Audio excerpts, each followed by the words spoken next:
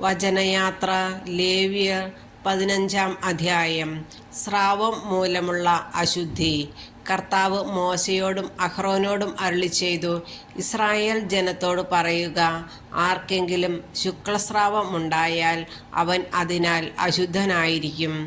ശുക്ലസ്രാവത്താലുള്ള അശുദ്ധിയെ സംബന്ധിക്കുന്ന നിയമം ഇതാണ്: അവൻ്റെ ശരീരത്തിൽ നിന്ന് ശുക്ലം ഒഴുകുകയോ ഒഴുക്ക് നിലച്ചു പോവുകയോ ചെയ്താലും അവനിൽ അത് അശുദ്ധിയാണ്. അവൻ കിടക്കുന്ന കിടക്കയും ഇരിക്കുന്ന ഇടങ്ങളുമെല്ലാം അശുദ്ധമായിരിക്കും. അവൻ്റെ കിടക്ക തൊടുന്നവൻ വസ്ത്രം അലക്കുകയും കുളിക്കുകയും വേണം. അവൻ വൈകുന്നേരം വരെ അശുദ്ധനായിരിക്കും. അവൻ ഇരുന്ന സ്ഥലത്ത് ആരെങ്കിലും ഇരുന്നാൽ അവനും വസ്ത്രങ്ങൾ അലക്കി കുളിക്കണം. വൈകുന്നേരം വരെ അവൻ അശുദ്ധനായിരിക്കും. അവൻ്റെ ശരീരത്തിൽ തൊടുന്നവനും വസ്ത്രം അലക്കി കുളിക്കണം. വൈകുന്നേരം വരെ അവൻ അശുദ്ധനായിരിക്കും. അവൻ ശുദ്ധിയുള്ള ആരുടെയെങ്കിലും മേൽ തുപ്പിയാൽ അവനും വസ്ത്രം അലക്കി കുളിക്കണം. അവൻ വൈകുന്നേരം വരെ അശുദ്ധനായിരിക്കും. അവൻ ഇരുന്ന് യാത്ര ചെയ്യുന്ന ജീനിയും അശുദ്ധമായിരിക്കും. അവൻ്റെ കിടക്കയ്ക്ക് കീഴെയുള്ള എന്തിനെയെങ്കിലും സ്പർശിക്കുന്നവൻ വൈകുന്നേരം വരെ അശുദ്ധനായിരിക്കും. അവൻ കൈ കഴുകാതെ ആരെയെങ്കിലും സ്പർശിച്ചാൽ അവനും വസ്ത്രം അലക്കി കുളിക്കണം. വൈകുന്നേരം വരെ അവൻ അശുദ്ധനായിരിക്കും. അവൻ സ്പർശിക്കുന്ന മൺപാത്രം ഉടച്ചു കളയണം. മരപ്പാത്രമെങ്കിൽ അത് കഴുകണം. അവൻ സ്രാവം മാറി ശുദ്ധിയുള്ളവനാകുമ്പോൾ ശുദ്ധീകരണത്തിനായി 7 ദിവസം നിശ്ചയിച്ച് തൻ്റെ വസ്ത്രങ്ങൾ അലക്കുകയും ഒഴുക്കുള്ള വെള്ളത്തിൽ കുളിക്കുകയും വേണം. അപ്പോൾ അവൻ ശുദ്ധിയുള്ളവനാകും. 8-ാം ദിവസം അവൻ 2 ചെങ്ങാലികളെയോ 2 പ്രാവിൻ കുഞ്ഞുങ്ങളെയോ കർത്താവിൻ്റെ സന്നിധിയിൽ സമാഗമ കൂടാരത്തിൻ്റെ വാതിൽക്കൽ കൊണ്ടുവന്ന് പുരോഹിതനെ ഏൽപ്പിക്കണം. പുരോഹിതൻ അവയിലൊന്നിനെ പാപപരിഹാര ബലിയായും മറ്റേതിനെ ദഹനബലിയായും അർപ്പിക്കണം. അങ്ങനെ അവൻ്റെ ശുക്ലസ്രാവത്തിന് പുരോഹിതൻ അവനു വേണ്ടി കർത്താവിൻ്റെ മുൻപിൽ പരിഹാരം ചെയ്യണം. ഒരുവന് ബീജസ്രവണമുണ്ടായാൽ അവൻ വെള്ളത്തിൽ കുളിക്കണം. അവൻ വൈകുന്നേരം വരെ അശുദ്ധനായിരിക്കും. ബീജം വീണ വസ്ത്രങ്ങളും തുകലുമെല്ലാം വെള്ളം കൊണ്ട് കഴുകണം. അവ വൈകുന്നേരം വരെ അശുദ്ധമായിരിക്കും. ഒരാൾ സ്ത്രീയോടുകൂടി ശയിക്കുകയും ബീജസ്രവണം ഉണ്ടാവുകയും ചെയ്താൽ ഇരുവരും കുളിക്കണം. വൈകുന്നേരം വരെ അവർ അശുദ്ധരായിരിക്കും. സ്ത്രീക്ക് മാസമുറ അനുസരിച്ച് രക്തസ്രാവമുണ്ടായാൽ 7 ദിവസത്തേക്ക് അവൾ അശുദ്ധയായിരിക്കും.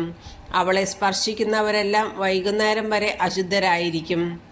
അശുദ്ധിയുടെ ദിനങ്ങളിൽ കിടക്കാനോ ഇരിക്കാനോ അവൾ ഉപയോഗിക്കുന്ന വസ്തുക്കളെല്ലാം അശുദ്ധമായിരിക്കും.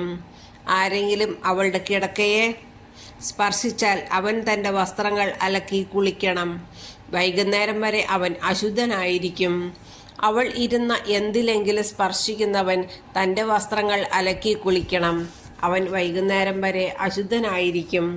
അവളുടെ കിടക്കയിലോ ഇരിപ്പിടങ്ങളിലോ തൊടുന്നവൻ വൈകുന്നേരം വരെ അശുദ്ധനായിരിക്കും. ആരെങ്കിലും അവളോടുകൂടെ ശയിച്ചാൽ അവളുടെ അശുദ്ധി അവനിലും ഉണ്ടാവുകയും അവൻ 7 ദിവസത്തേക്ക് അശുദ്ധനായിരിക്കുകയും ചെയ്യും. അവൻ കിടക്കുന്ന ഏത് കിടക്കയും അശുദ്ധമാകും. സ്ത്രീക്ക് ഋതുകാലത്തല്ലാതെ വളരെ ദിവസത്തേക്ക് രക്തസ്രാവം ഉണ്ടാവുകയോ അശുദ്ധിയുടെ ദിവസങ്ങൾ കഴിഞ്ഞിട്ടും രക്തസ്രാവം നീണ്ടു നിൽക്കുകയോ ചെയ്താൽ ഋതുകാലത്തെന്ന പോലെ ഈ ദിവസങ്ങളിലെല്ലാം അവൾ അശുദ്ധയായിരിക്കും. രക്തസ്രാവമുള്ള ദിവസങ്ങളിൽ അവൾ കിടക്കുന്ന കിടക്കയെല്ലാം ഋതുകാലത്തിലെന്ന പോലെ അശുദ്ധമായിരിക്കും. അവൾ ഇരിക്കുന്നിടമെല്ലാം ഋതുകാലത്തെന്ന പോലെ അശുദ്ധമായിരിക്കും. ഇവ സ്പർശിക്കുന്നവൻ അശുദ്ധനായിരിക്കും. അവൻ തൻ്റെ വസ്ത്രങ്ങൾ അലക്കി കുളിക്കണം. വൈകുന്നേരം വരെ അവൻ അശുദ്ധനായിരിക്കും. രക്തസ്രാവം മാറിയാൽ 7 ദിവസത്തേക്ക് കൂടി അവൾ കാത്തിരിക്കണം. അതിനുശേഷം അവൾ ശുദ്ധിയുള്ളവളായിരിക്കും. 8-ാം ദിവസം അവൾ 2 ചെങ്ങാലികളെയോ 2 പ്രാവിൻ കുഞ്ഞുങ്ങളെയോ സമാഗമ കൂടാരത്തിൻ്റെ വാതിൽക്കൽ കൊണ്ടുവന്ന് പുരോഹിതനെ ഏൽപ്പിക്കണം. പുരോഹിതൻ അതിലൊന്നിനെ പാപപരിഹാര ബലിയായും മറ്റേതിനെ ദഹനബലിയായും അർപ്പിക്കണം. അവളുടെ രക്തസ്രാവം മൂലമുള്ള അശുദ്ധിക്ക് പുരോഹിതൻ അവൾക്കു വേണ്ടി കർത്താവിൻ്റെ മുൻപിൽ പാപപരിഹാരം ചെയ്യണം. ഇങ്ങനെ ഇസ്രായേൽ ജനങ്ങളുടെ ഇടയിലുള്ള എൻ്റെ കൂടാരം അശുദ്ധമാക്കി തങ്ങളുടെ അശുദ്ധിയിൽ അവർ മരിക്കാതിരിക്കേണ്ടതിന് നീ അവരെ അശുദ്ധിയിൽ നിന്ന് അകറ്റണം. ശുക്ലസ്രാവമോ ബീജസ്രാവമോ മൂലം അശുദ്ധരാകുന്നവർക്കുള്ള നിയമമാണിത്. മാസമുറ മൂലം അശുദ്ധയായവൾക്കും സ്രാവമുള്ള പുരുഷനും സ്ത്രീക്കും അശുദ്ധയായ സ്ത്രീയോടുകൂടെ ശയിക്കുന്നവനും ഉള്ളതാണ് ഈ നിയമം.